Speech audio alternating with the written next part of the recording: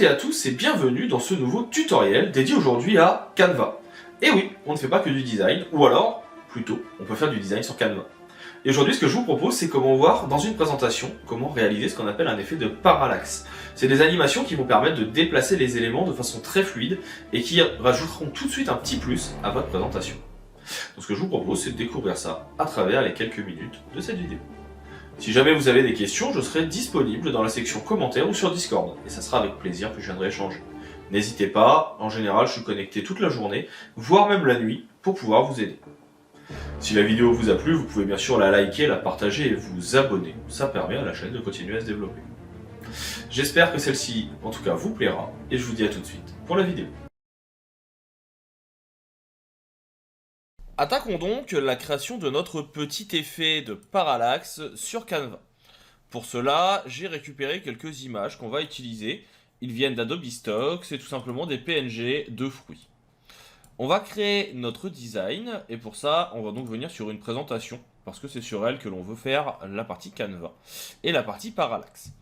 On va commencer par venir ici ajouter un fond. Je vais aller dans éléments, je vais aller chercher différents éléments possibles. Nous on va rester simple, on va prendre un carré. Donc pour ça, soit je viens le mettre en fond. Ça c'est la technique un peu habituelle des gens qui font du design. On a l'habitude de venir utiliser des formes qu'on va superposer. Donc comme ceci. Et on va pouvoir venir ici utiliser différents éléments, dont les couleurs. On va commencer par un petit dégradé. Il y en a qui sont déjà proposés de base. C'est plutôt sympa. On a celui-ci qui fonctionne bien. Si bien sûr vous voulez les modifier, vous pouvez en changer à tout moment pour prendre un dégradé qui vous intéressera un peu plus. Donc là, je vais en prendre un peu doux, comme celui-là. On va ensuite venir importer des images. Pour ça, vous avez la partie importée qui est ici. Je vais importer des fichiers. Et en l'occurrence, je vais importer mes 3 photos. Je vais cliquer sur ouvrir. Ça va les ajouter dans ma composition. Et on va pouvoir venir travailler avec. Vous allez voir que ça va être assez simple. On va attendre que tout soit bien intégré. Ça prend un peu de temps suivant la taille des images. Et ensuite, on va pouvoir commencer à les mettre dans la composition. Donc, pour ma part, je vais avoir ici cette première page. Et puis ensuite, je vais venir... On va ensuite venir ajouter les autres, donc que l'on a toujours ici en importation. On prend la deuxième, on va venir la mettre un petit peu plus petite. Donc pour ça, je viens réduire la taille. Donc vous avez plusieurs possibilités pour réduire la taille de votre élément. Vous le sélectionnez, vous venez l'agrandir et ensuite vous voyez que vous pouvez venir le déplacer. Et surtout, vous pourrez en déplacer les points pour venir le réduire. Donc on vient réagrandir quand même notre bloc. Mais là, ça permet donc d'avoir quelque chose qui soit un peu plus adapté. Après, n'oubliez pas aussi que vous pouvez vous mettre en libre, ça permet qu'on puisse le déformer comme on a envie. Et il faudra toujours le modifier aussi par rapport au canevas d'origine. Les deux sont liés, sinon ça ne marche pas. Il faut vraiment que le canevas que vous souhaitez utiliser soit de la même taille. Donc là, vous voyez, je vais réduire la taille de mon image. Je vais venir même déplacer mon petit bloc qui est ici. Et ensuite, on peut venir réduire pour que les deux correspondent. C'est pas forcément hyper bien fait, c'est pas toujours facile, mais ça permet de pouvoir venir adapter le tout. Et donc là, vous voyez qu'une fois que c'est fait, j'ai les deux. Je peux venir ici remodifier pour que ça s'adapte bien de tous les côtés. Et on a notre élément. Si vous voulez aller un peu plus vite, vous pouvez aussi juste venir le modifier comme ceci. Vous voyez, quand c'était en très grand, c'est un peu plus compliqué. Donc là, je vais avoir cet élément ici que je vais venir agrandir et mettre au premier plan. J'aurai ici mon fruit. Je vais vouloir avoir un principe de calque et avoir des éléments qui soient plus devant que d'autres. Pour cela, vous avez la partie position qui est ici, qui permet de définir ce qui est au premier plan, et vous avez la partie calque. Moi, je vais mettre mon orange derrière. L'idée, c'est qu'elle puisse passer derrière à un moment donné. Donc ça, je vais le réduire un petit peu. Voilà. Je vais avoir une orange qui va être ici. Je vais en ajouter une autre. Donc pour ça, je viens récupérer mon autre orange qui est ici. Je viens réduire sa taille. Je peux venir la mettre ici. Et puis je vais peut-être en dupliquer une autre en appuyant sur Alt. Je vais venir la tourner un petit peu. Et puis je vais venir dupliquer celle-ci, la mettre de l'autre côté. Lui faire une petite symétrie. Pour ça, vous pouvez tout simplement revenir dans la partie organisation.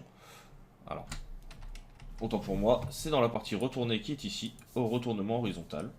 Et puis je vais mettre un texte. Donc pour ça, vous avez votre outil de texte. On va ajouter une zone, on va l'appeler orange. On va déplacer notre zone, on va venir l'agrandir. Voilà. On va venir la mettre dans une autre police, parce que l'open source n'est pas forcément la plus adaptée. On va prendre celle-ci par exemple, qui est assez rigolote. Et on va la mettre en blanc. Donc là, on choisit bien la couleur blanche. On a notre titre orange qui est prêt. On peut venir réduire le bloc pour qu'il soit pas non plus trop grand. Et ensuite, eh bien, on peut venir le replacer et le mettre au-dessus. Donc ça va être notre deuxième frame. Ici, j'en avais fait une autre que je ne veux pas pour l'instant. Je vais pouvoir la supprimer.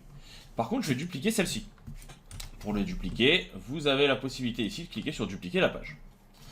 On va venir sur la première maintenant, descendre un petit peu cet élément. On va venir prendre nos différentes oranges. Alors je rappelle que dans la partie des calques, il faudra que les oranges soient derrière. Et on va venir, en termes de taille, les réduire. Donc là, vous voyez, je vais venir la mettre derrière ici. Je vais venir la mettre en petit ici. Pareil pour celle-ci. Et pareil pour celle-ci. Alors qui a décidé de vivre sa vie et de passer derrière. Voilà, on va la mettre ici. On va vérifier que sur la deuxième page, sur les calques, on est bon aussi. Donc pareil, on veut que cet élément soit au-dessus. Donc on le place bien comme il faut. Et là, on a donc nos deux pages. Ici, une première où il n'y a rien, et ici, une deuxième. On va vouloir maintenant créer un effet de transition. Pour ça, je vais me mettre en mode grille, ou alors, parce qu'il y a deux possibilités de visualisation, vous pouvez vous mettre ici en mode, ce que j'appelle liste, entre les deux. On va ensuite venir tout simplement faire une animation entre les deux. Pour ça, vous avez la possibilité d'aller dans durée, ou alors de faire un clic droit et ajouter une transition. La transition qu'on va ajouter, c'est une combinée. Et vous voyez que ce combiné, eh ben, ça va permettre de faire votre effet de parallaxe d'une image à l'autre. Vous pouvez définir la durée en secondes, plus ou moins longue ou plus ou moins rapide, et ainsi avoir votre effet de parallaxe. Et donc le principe, c'est que quand vous serez sur votre première page, si vous voulez maintenant passer sur la deuxième, et on va le voir en mode présentation. Alors hop, je vais essayer d'avoir une présentation qui ne soit que sur une partie de mon écran. Le problème étant que l'écran est relativement grand. Voilà. Ici, je l'ai en mode présentation. J'ai compris. Ça, je vais le mettre de l'autre côté. On n'en a pas besoin. Pas besoin du mode plein écran. Mais maintenant, si je passe d'une page à l'autre, eh bien, j'ai ma petite transition en parallaxe qui se fait. Donc, dans un sens et dans l'autre. On peut venir fermer le mode présentation. On va appuyer pour ça sur la touche échappe. On va revenir au mode normal. Et ainsi, eh ben, on a notre transition qui est toute faite et notre parallaxe en quelques instants. Donc je rappelle, modifier la transition, combiner, et c'est ça qui va permettre de passer de l'un à l'autre. Il ne faudra pas renommer ou déformer trop vos fichiers. Vous pouvez changer leur taille, etc., mais pas les noms. Et ainsi, le logiciel va faire votre parallaxe en quelques instants. Je pourrais même aller plus loin, je peux le modifier à tout moment, c'est-à-dire que peut-être que au début mon texte n'est pas visible, et donc lui-même eh bien, se déplacera en même temps que je ferai la transition pour apparaître. Donc voilà pour cette petite astuce de Canva qu'on a tendance à méconnaître et qui pourtant est assez intéressante. C'est beaucoup utilisé en UX, le parallaxe est en UI, donc en design d'interface. Et pour les présentations, ça fait toujours son petit effet aussi pour introduire une partie ou introduire un projet.